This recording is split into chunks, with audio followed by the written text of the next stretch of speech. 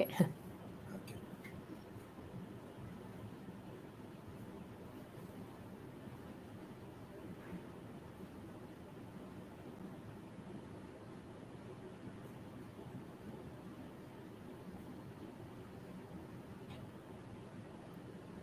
Hi everyone, and welcome to our next session today. It is a pleasure for me to introduce to Rafael Verissimo Martins, who is a co-founder of Brazil Quantum. He's going to tell you more about the story of Brazil Quantum. He's going to speak in Portuguese, and unfortunately my Portuguese is not so good to introduce him in Portuguese. I could try, but probably it's better not to. The most important thing is that Rafael is going to tell us more about the opportunities and challenges of creating a quantum ecosystem in Brazil. Rafael, welcome to Quantum Latin. Thank you so much, Araceli. Thank you for the introduction. And so let's switch to Portuguese. Eu vou compartilhar minha tela aqui. Boa tarde para todos que estão assistindo a gente.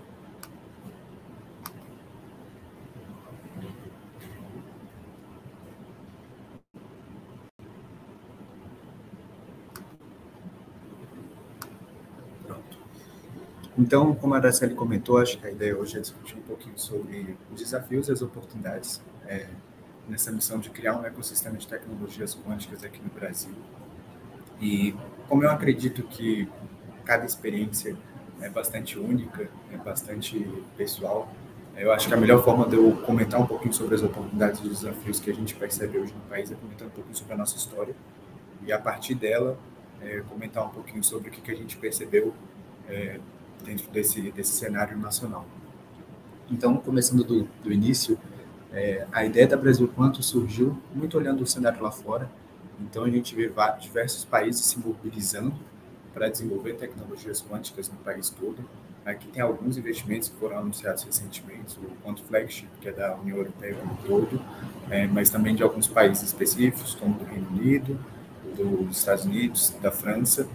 E esses não são os únicos países que estão começando a tentar desenvolver esse tipo de tecnologia. A gente tem mundo afora diversos países, Canadá, Israel, China, Austrália, diversos países na América Latina trabalhando nisso, e com incentivo de eventos como esse, acho que teremos cada vez mais pessoas dedicadas a isso. E, vendo isso, a gente não podia deixar que o Brasil ficasse para trás desse tipo de desenvolvimento. A gente acredita muito que é uma tecnologia que é disruptiva, é uma tecnologia extremamente importante de uma perspectiva nacional. Então, a gente tinha como objetivo inicial criar a primeira iniciativa de computação quântica do Brasil. Isso foi em meados de 2020, no meio do ano de 2020, primeiro ano de pandemia, logo no comecinho.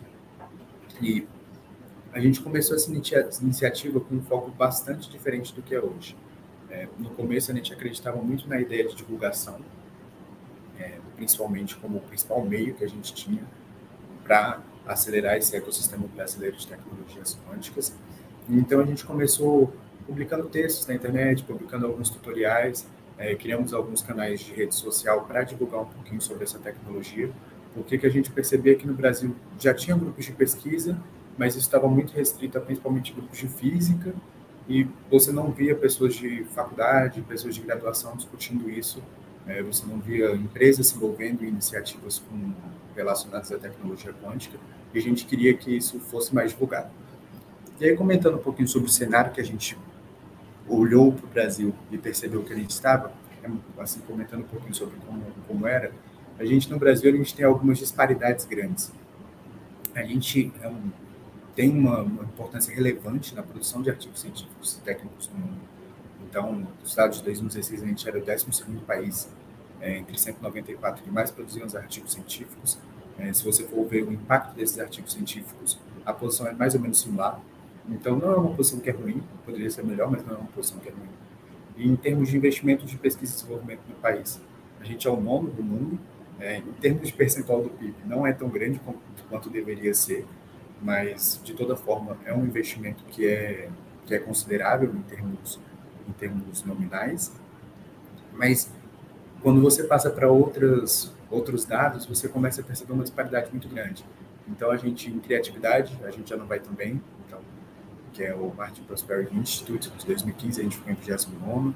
Você percebe que em inovação, a gente vai muito mal, e em termos de educação, a gente também vai muito mal. E aí, uma coisa que a gente realmente não conseguia entender era o porquê esse conhecimento científico, esse investimento em pesquisa e desenvolvimento não se tornava qualidade de educação, não se tornava qualidade de criatividade, de inovação, e porque isso não se espalhava para a indústria. E o que a gente entendeu é que a gente tinha que ter uma visão um pouco mais sistêmica. E o nosso entendimento foi que a gente tinha que trabalhar o sistema como um todo. Então, a gente entendeu, ao longo desses 2 anos que a gente vem trabalhando aqui no Brasil, que a missão ela tem que ser pensando no ecossistema como um todo. Não basta a gente focar em divulgação se a gente não trabalhar as diversas outras frentes que esse problema tem. Então, com essa missão de acelerar o ecossistema quântico brasileiro, a gente foca em algumas áreas específicas. Uma delas é a indústria. Então, a gente acredita que a gente tem que trabalhar em parceria com a indústria para que essa indústria seja competitiva e que ela esteja preparada para utilizar esse tipo de tecnologia, essas tecnologias quânticas dentro do modelo de negócio delas. A gente acredita que a gente tem que trabalhar com a pesquisa, porque tecnologia quântica é fundamentalmente baseada em pesquisa. Então, se a gente não tiver pesquisa no nosso país, a gente não consegue desenvolver todas as ferramentas que a gente precisa. E a gente acredita muito na criação de oportunidades e na educação, porque a gente precisa de pessoas bem formadas e que tenham a capacidade de utilizar essa tecnologia no nosso país, tanto para alimentar a pesquisa quanto a indústria. E a gente precisa criar oportunidades para que essas pessoas se formem, tenham capacidade e fiquem no Brasil para trabalhar com isso. A gente tem um problema sério hoje de pessoas que se formam, são extremamente capacitadas e acabam indo trabalhar em outros lugares por falta de oportunidade. Então, isso é uma outra questão que a gente tenta trabalhar, visando essa ideia um pouco mais sistêmica do problema. Basicamente, comentando um pouco sobre a equipe, sou eu, que sou engenheiro de computação, o Rodrigo, o Caio e a Camila, todos engenheiros, mas todos com perfis um pouco diferentes. A gente acha que é uma equipe bastante complementar nesse sentido, que essa é a equipe hoje que trabalha na Brasil Quantum. E queria comentar um pouquinho sobre os projetos que a gente fez, já entrando justamente nessa parte de desafios e oportunidades. A gente percebeu que muitas vezes as pessoas falam, mas no Brasil não tem espaço porque as empresas não querem inovar, as empresas não têm interesse em inovar. E a gente percebeu que isso não é necessariamente verdade. Você tem desafios, e eu vou comentar um pouquinho sobre eles, mas se for bem trabalhado, você tem diversas oportunidades aqui também. Então, o primeiro projeto, que acho que foi de grande porte nosso, foi um projeto em parceria com o Banco Central do Brasil, e em parceria estratégica da Microsoft, que foi um estudo de viabilidade de criptografia pós-quântica para o PIX. Para aqueles que não são do Brasil, o PIX é um sistema de transferência instantâneo que permite que você transfira dinheiro de uma conta para outra 24 horas por dia, 7 dias por semana. Hoje já é um dos meios mais utilizados para fazer transferências no Brasil, então foi um grande case de sucesso do Banco Central. E o resultado o objetivo desse projeto era fazer um estudo de como que a criptografia do PIX poderia ser adaptada para um novo modelo de criptografia que fosse resistente a ataque de computadores quânticos. Então, a gente sabe bem que uma grande parte da criptografia que a gente utiliza hoje está em ameaça a partir do momento que a gente tiver computadores grandes suficientes, como o Shor mostrou para a gente na década de 90. Então, visando isso, o NIST, lá nos Estados Unidos, já começou uma competição desde 2017 e 2018 para definir quais são os novos padrões de criptografia, quais serão esses novos padrões de criptografia. Uma palavra que a gente gosta mais é criptografia quantum safe, que é realmente a prova de ataque de computadores quânticos. E a ideia é testar se essa criptografia está pronta já para assumir o papel da criptografia que hoje é utilizada, a criptografia clássica. Então, esse artigo ele foi publicado como white paper em inglês e em português no site da Funasbac, vocês podem olhar já, o resultado já foi publicado. E a gente, como eu comentei, foi basicamente testar qual que é os resultados que você obtém com esse tipo de criptografia hoje no PIX, baseado principalmente nos candidatos que estão sendo discutidos no nicho. Uma outra aplicação foi com a Klabin. Então, a gente fez um projeto. A Klabin, para quem não sabe, é a maior produtora e exportadora de papel celulose do Brasil. A gente fez um primeiro estágio voltado para a aplicação de computação quântica com eles,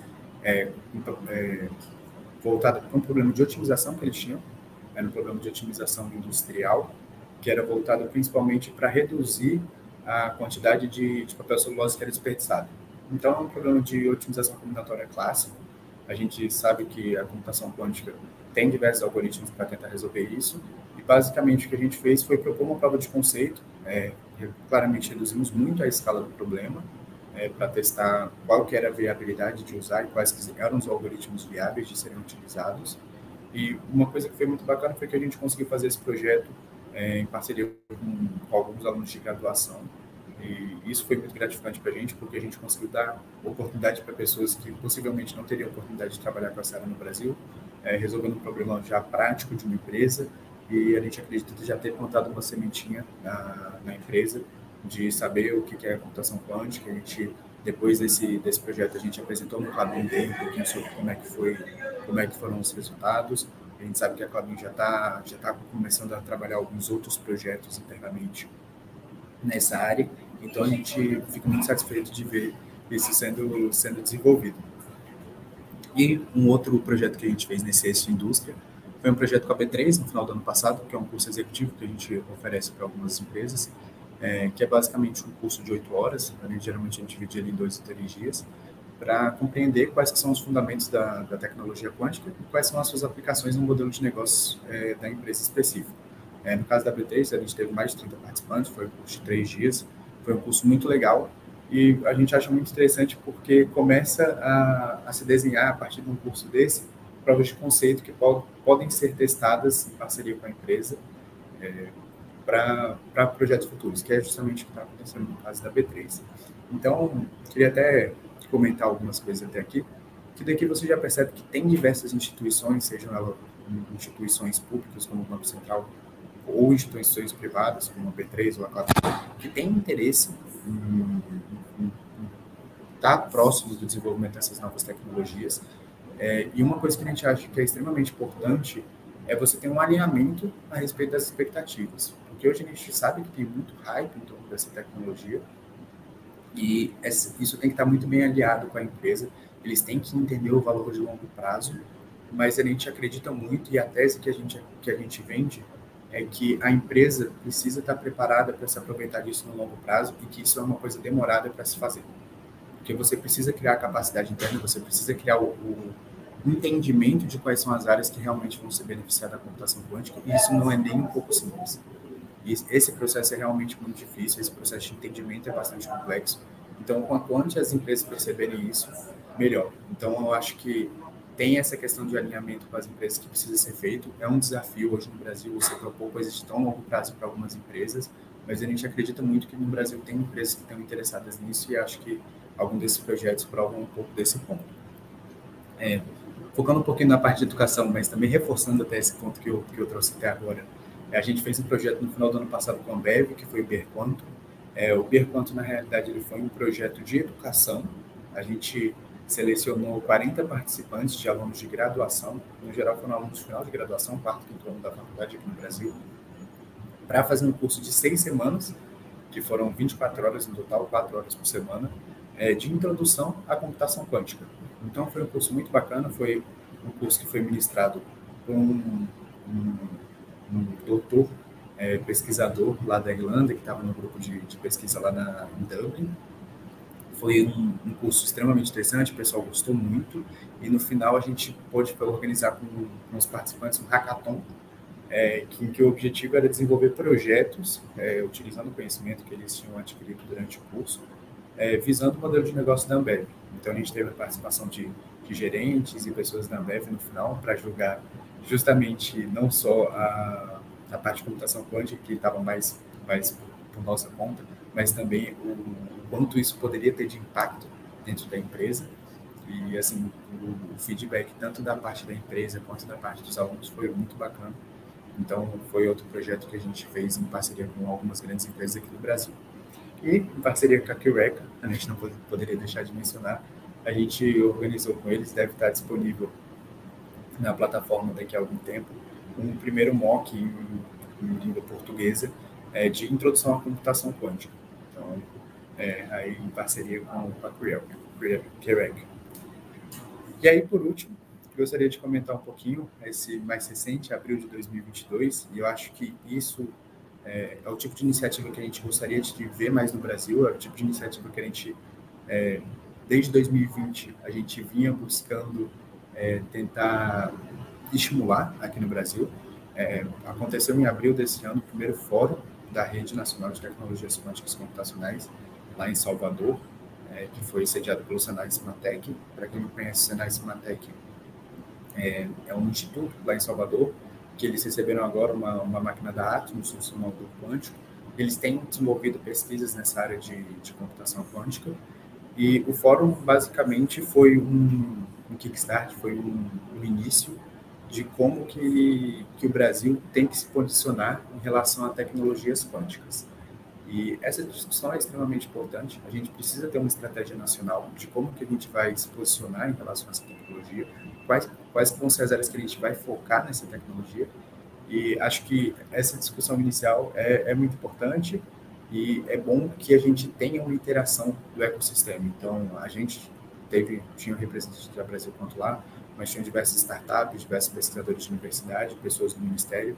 Então, a gente acredita que esse ecossistema ele tem que conversar, e eventos assim são extremamente importantes.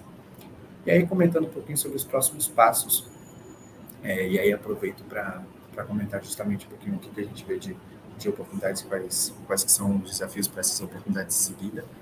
Como eu comentei, a gente acredita hoje que tem um hype muito grande, então a gente tem notícias sobre supremacia quântica, que sequer acho que é uma definição que seja muito clara para todo mundo. Então a gente teve tanto da China quanto da Google alguns artigos falando dessa supremacia quântica, de problemas que são desenhados extremamente especificamente para serem superiores em computadores quânticos e sem aplicação prática. Acho que isso, principalmente quando você está conversando com empresas, como eu comentei, é uma coisa que atrapalha um pouco, porque você precisa ter claridade para a empresa de que ela não vai ter um resultado prático aplicável no final desse ano. A gente teve avanços importantes esse ano, assim, a gente está tendo avanços importantes sempre. A gente teve papers publicados importantes recentemente em correção de erros. A gente teve a Xinadu colocando em nuvem um dos primeiros computadores quânticos assim, com algumas vantagens. Então, a gente tem um caminho se encaminhando aí, mas a gente acha que esse hype é um pouquinho prejudicial. A gente sabe que a gente ainda depende hoje de uma evolução de hardware, mas o que a gente precisa entender é que hoje eu acho que, assim, olhando um pouquinho mais de longe até, a computação quântica não é a única revolução de hardware que a gente está tendo hoje. Então, a gente hoje faz os protótipos da grande parte do CPU, a gente consegue fazer simulações um pouco mais avançadas com o FPGA ou GPU, e no futuro a gente espera rodar em softwares quânticos de verdade, computadores quânticos de larga escala, porque estamos falando de problemas realmente práticos.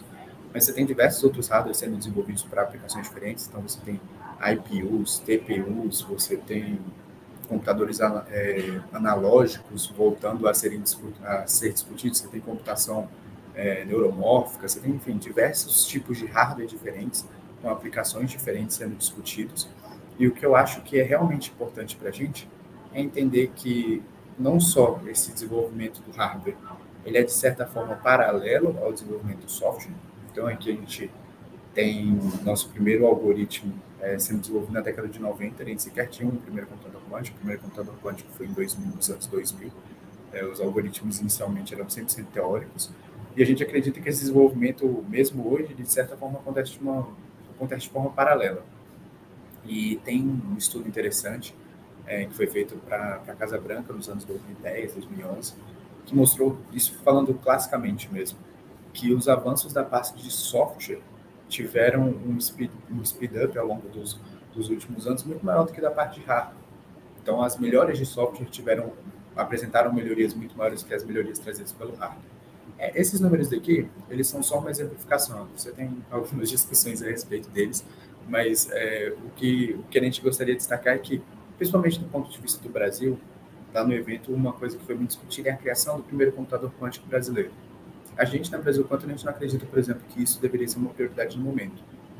A gente acha que os recursos aqui são limitados, isso é uma das grandes limitações, e acredito que não só no Brasil, como em grande parte dos países da América Latina, a gente tem uma situação econômica que não é a mesma dos países desenvolvidos, e a gente precisa trabalhar com esse tipo de limitação. Eu acredito que a discussão de você criar um hardware nesse momento em que você sequer sabe qual é o hardware que realmente vai prevalecer, qual é o hardware que realmente vai ser o hardware mais utilizado ou que vai apresentar melhores resultados, talvez não seja a área que a gente deveria estar focando.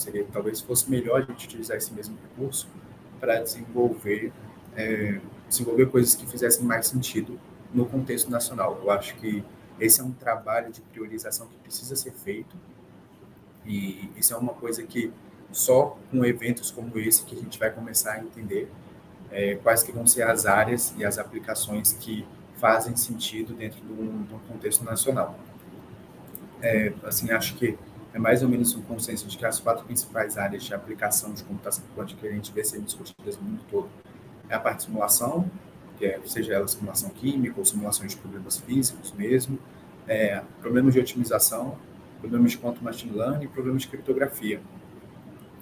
Todas essas áreas, você tem uma série de desmembramentos de possíveis aplicações dessas áreas, e eu acho que é muito importante que haja um trabalho de priorização e que tenha um entendimento de quais são as áreas que vão ser desenvolvidas e quais áreas devem ser trabalhadas. Esse é um processo que no Brasil ainda não começou a ser feito de forma institucional.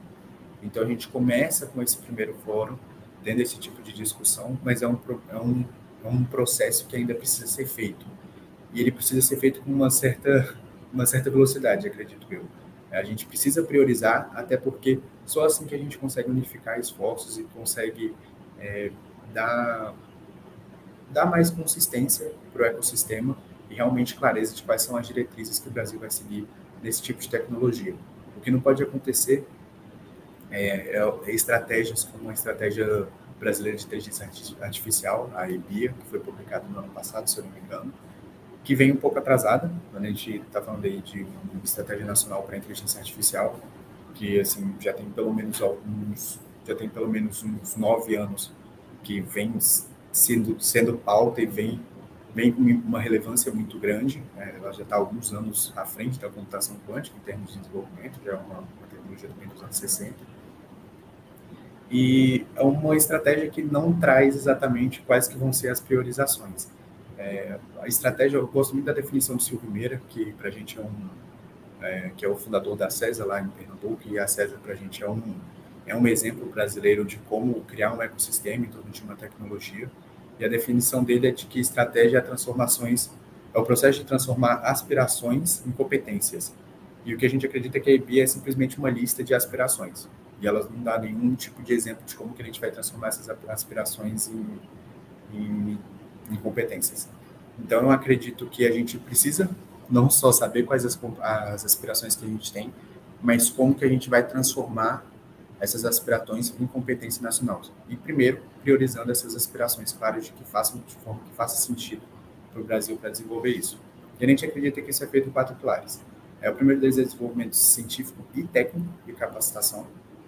Então, a gente, focando um pouquinho justamente nessa parte de educação, que é uma coisa que a gente foca muito, a gente acredita que a gente tem que envolver os diversos parceiros no Brasil. Então, esse desenvolvimento ele precisa ser com diferentes parceiros, tanto do setor público quanto do setor privado. A gente precisa ter essa integração.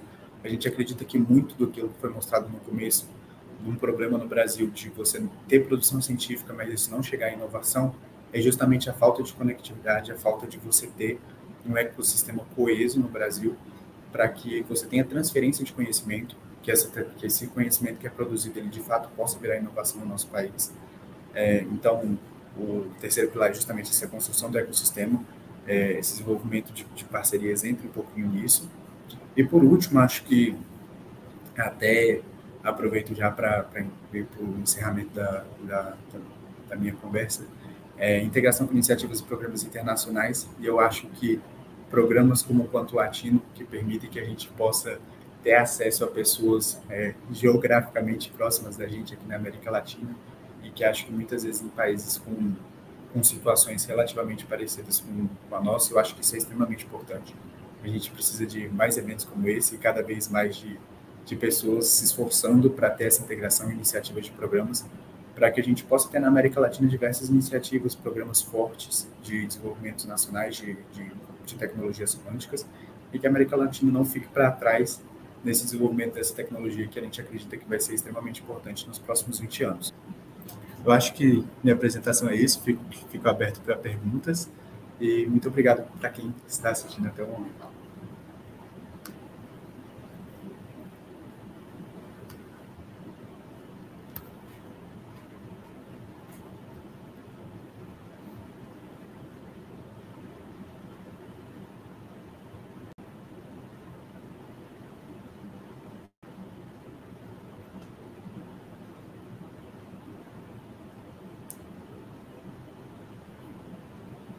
Não sei exatamente. Thank you, Rafael. I was moving the whole table. Thank you very much.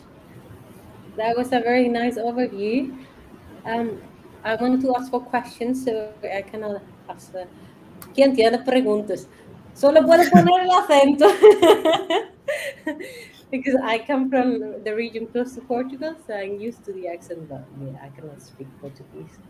Any questions?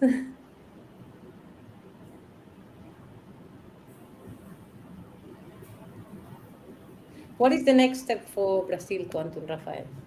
So in the moment, we are talking to some government initiatives in Brazil. So we think one important area for quantum technology is the cryptography area. So we think this is kind of an urgency because we know that we are still a long term to development of quantum computers in large scale, so we can break the cryptography, for example. But we think that the time we will took to change the whole system and adapt the system to this new kind of cryptography, this will take a really long time. I don't think it's easy to change these systems, and so we think this kind of initiative to start to change and understand what are the roadmap for changing the cryptography is really important. So we are now focusing on this part of cryptography, but also we want to organize some educational programs this year. So we are organizing one for the start of the second semester, probably in the start of August. This will be announced soon. Hopefully. And how big is the community right now in numbers? So how many people you think that could be in Brazil that are not academics, but what I call quantum enthusiasts in Brazil? Okay, so in LinkedIn we have 1,500 people, but we think the community is surely a lot bigger than that.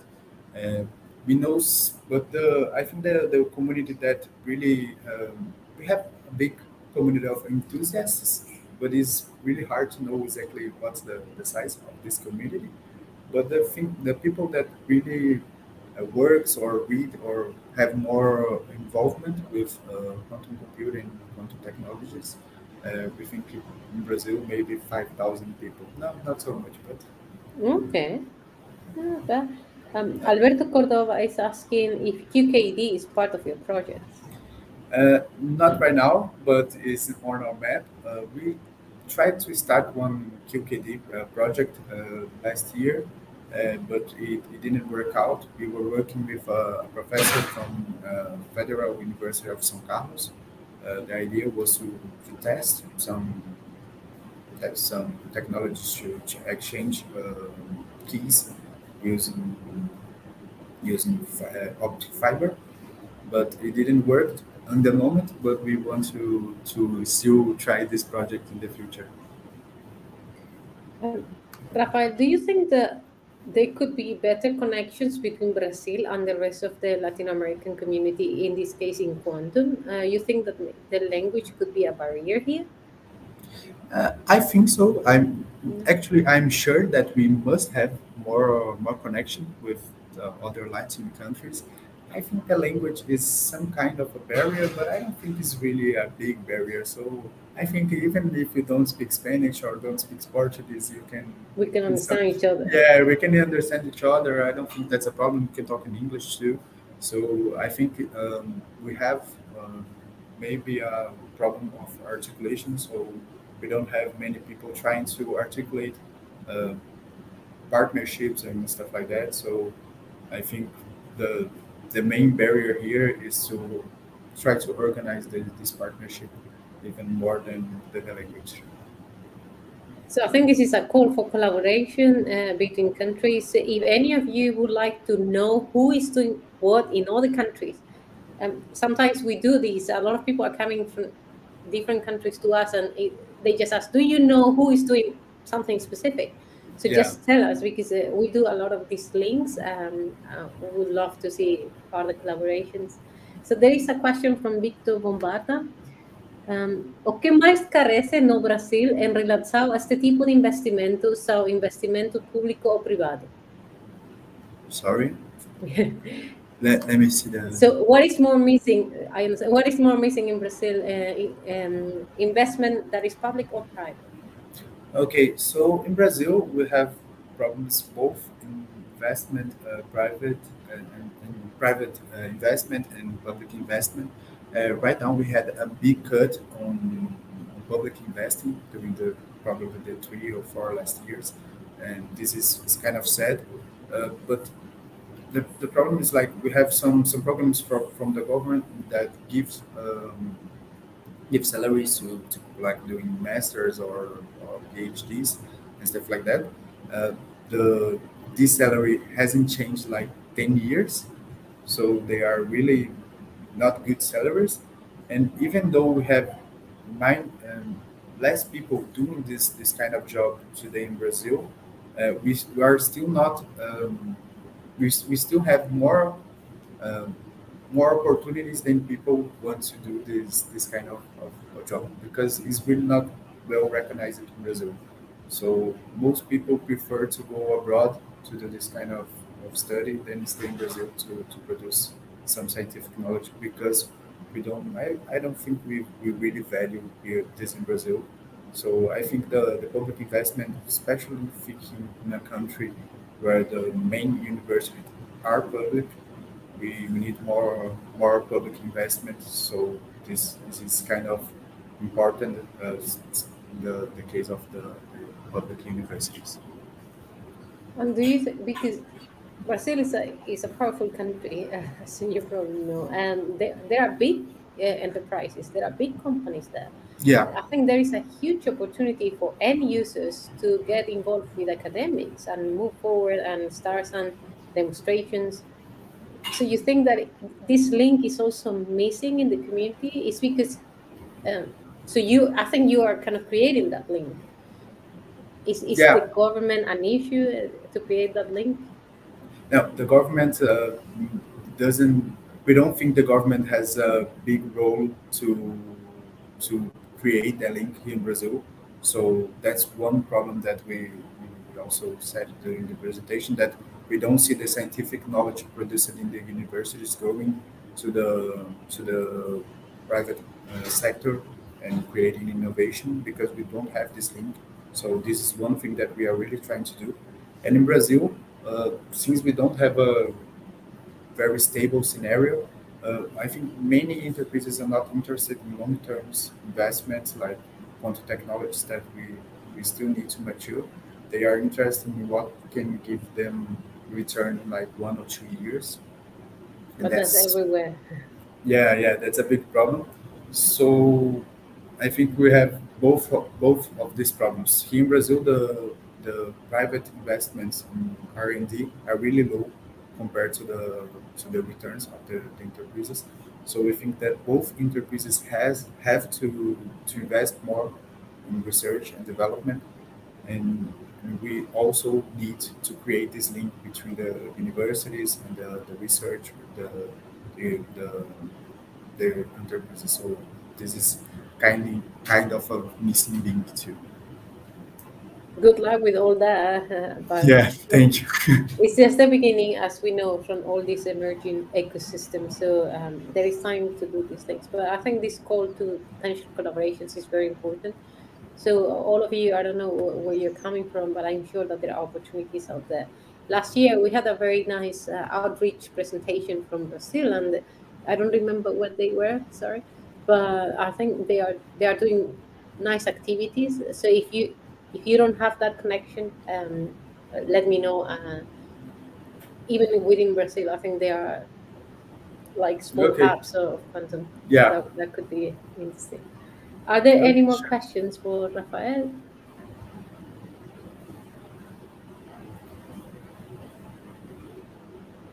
Okay, then I think we can close now. Thanks a lot again. Obrigada.